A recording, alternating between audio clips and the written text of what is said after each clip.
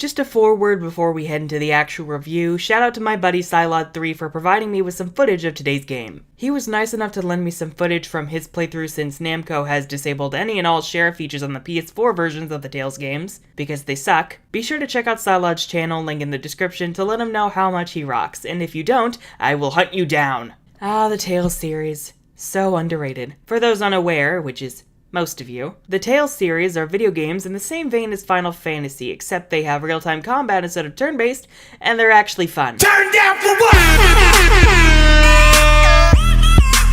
Am I bitter that Final Fantasy 15 got more love than Berseria?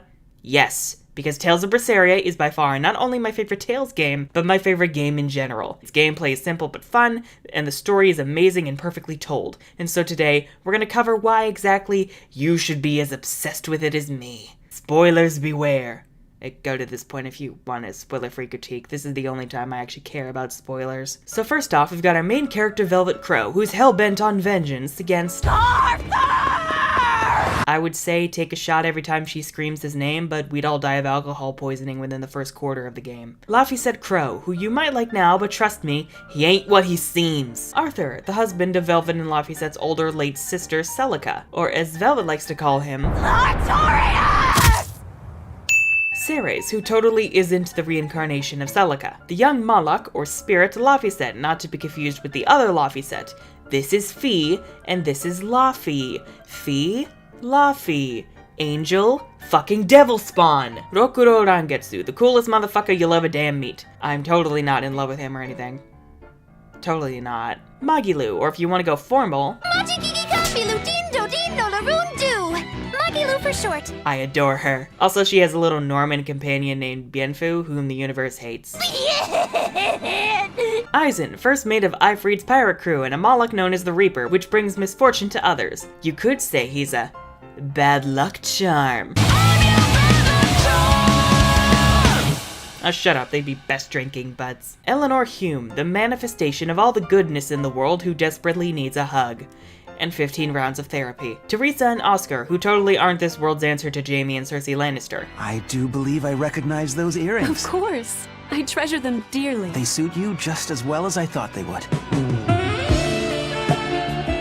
Oh, hell to the no, I am not dealing with this! Melchior, an old fuddy-duddy who needs to fuck right off. And Shigure, Rokuro's older brother who's kind of a dick, but actually might be a chill guy to hang out with if he wasn't, you know, trying to kill you all the time. Then we've got some other characters like Dial, Kurogane, Kamawana, Medusa. There's so many fucking people, and I love all of them! Our story takes place in the world of desolation. Yes, it is called Wasteland because it sucks. You see, 7 years before the beginning, the opening took place, in which a terrible disease called Demon Blight ran rampant across the known world. Those afflicted would transform into hellish beasts known as demons, with an A cause we fancy. And there is no cure. Once you go demon, you never come back. I tried to find a good rhyme, but I'm lazy.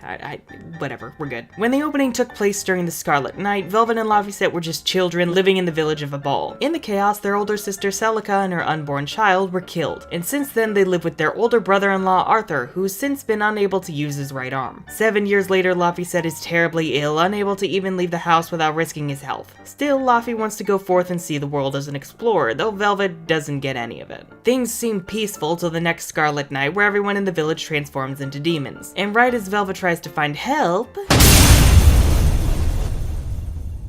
Trust me, the original was even more graphic. So Laphicet has been sacrificed to this strange entity, and Velvet transforms into a Therian, or Demon Eater. For 3 years, Velvet is kept prisoner on the island of Titania, but with the help of Artorius' treacherous servant Ceres, she escapes. Ceres dies to give Velvet a boost of power. Please.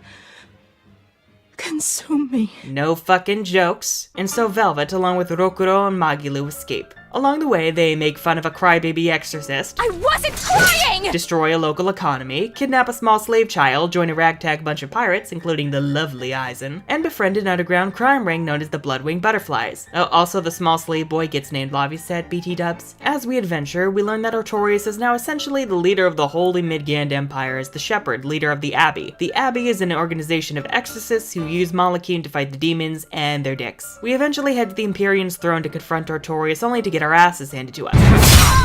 She should not be able to walk. But Laphicet manages to save her life, and his powers go haywire, launching the crew, along with Eleanor, into the Earth Pulse. You cannot escape!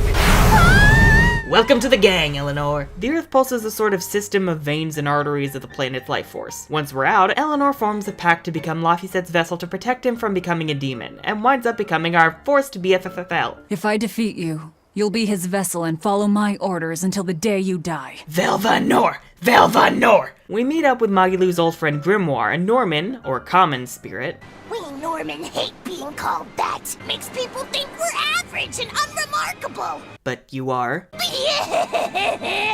God, I love Bien Phu. Grimoire helps us learn the secrets of Inominat, the god which the Abbey worships, and that has granted Artorius with his powers. It's soon discovered that Demon Blight isn't a disease at all. You see, when humans experience intense negative emotions enough to awaken their primal instincts and kill a bitch, they produce malevolence. Put out enough malevolence, and the human, as well as any nearby animals or Malachim, will transform into demons as well. The Abbey has been using Therians, like Velvet, to feed malevolence across the world to Inominat as to fully awaken him. We free the other 6 Therians only to realize we're far too late. Inominat is now mostly awakened and...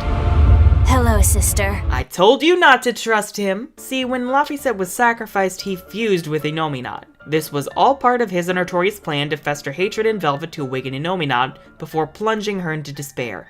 They're dicks.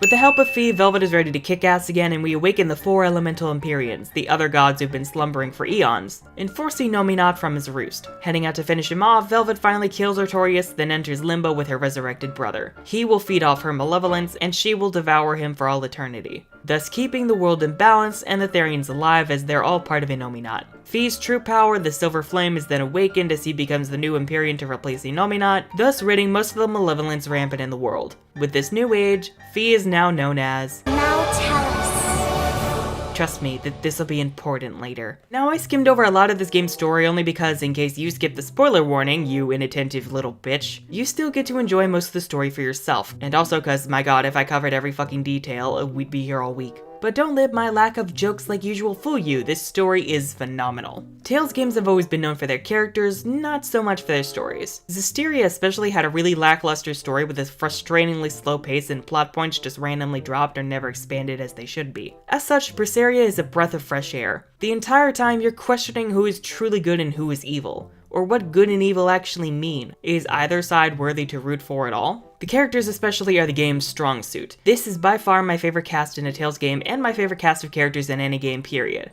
Every character belongs here and they're all fantastic. They're written well, their paths are interesting, their motivations intriguing, and their dynamics wildly entertaining. It's never a dull moment with these nefarious lunatics. The gameplay has been totally overhauled from previous games, especially Zestiria. In combat, you can use special moves called arts with the X, triangle, circle, and square buttons, all at the cost of souls. You can also move the camera freely with the right analog stick. Why the fuck was that not a thing in the series before? You can sacrifice a soul to enter a break soul with R2, entering Therian mode and devastating foes. Your HP rapidly drains in this state, but honestly you'll be fine so long as you're continuously caving people's faces in.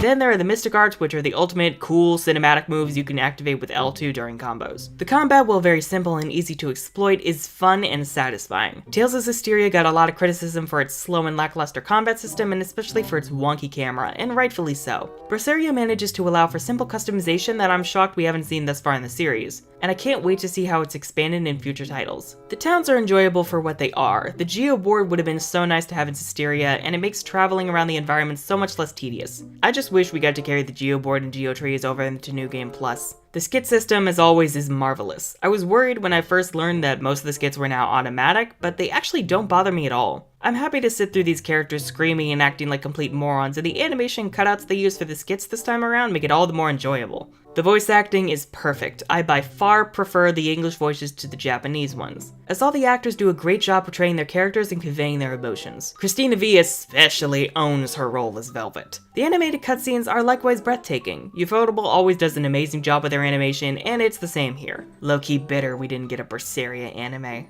The graphics do the job, though you can definitely tell it was developed for a PS3. The Tales series has needed an overhaul for its art style for quite a while now. I'd like to see, along with a graphical overhaul, a return to the style of, say, Tales of Vesperia, so long as we get to keep the over-the-shoulder camera, dear god please. My only real complaint is the game's soundtrack. While I do love the opening theme Burned by Flow, the game's music is overall underwhelming, and lacks the atmospheric quality Tales of Zestiria's music had. Say what you want about Zestiria's lackluster story or its big open fields of nothing, but it knew how to craft a damn good atmosphere for its world, especially through its music. whether by series regular composer Motoi Sakuraba or the legendary Go Shina. Sakuraba did Berseria's music this time, and it just feels lacking. That said, I adore Velvet's theme and every version of it, with my favorite version of it being True Will. Every time I hear Velvet's theme, I can't help but get emotional. So all in all, Tales of Berseria is amazing. It's horrifically underrated and is enjoyable from start to finish. Not only is the story great with tons of twists and turns and moments that left me sobbing like a little bitch even on my 12th playthrough. I'm not joking, New Game Plus is the shit. But the pacing is perfect and never leaves you waiting for a specific section to just end already. I know most of you probably haven't even played a Tales game before, but this is the perfect place to jump in.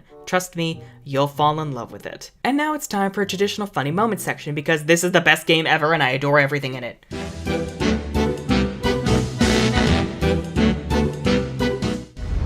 There you are, Bienfu. Did you think you could run from your true mistress? All hail the mighty Magilu. I'm confiscating all of these. And I have some questions, Bienfu. You better be ready for a thorough interrogation. Velvet and Eleanor are best moms. Honestly, I envision Velvet and Eleanor as Lafizette's mothers, Rokuro and Aizen as the ambiguously gay uncles, and Magilu as the fun aunt who only shows up at Christmas with a box of Oreos. I can never rest nor be at peace. Every day my life is a living hell. I feel ya, Bienfu. I feel ya. What is it, Fee? I'm just as shocked as all of you. I think you should turn yourself into the Abbey and let them help you repent. I'm already planning on going to the Abbey. I'm going to kill their boss, Artorius. I need an exorcist over here! Quick! Somebody! Anybody! For the record, you can do this with all the characters, and you should. And last but not least, Act like a dove.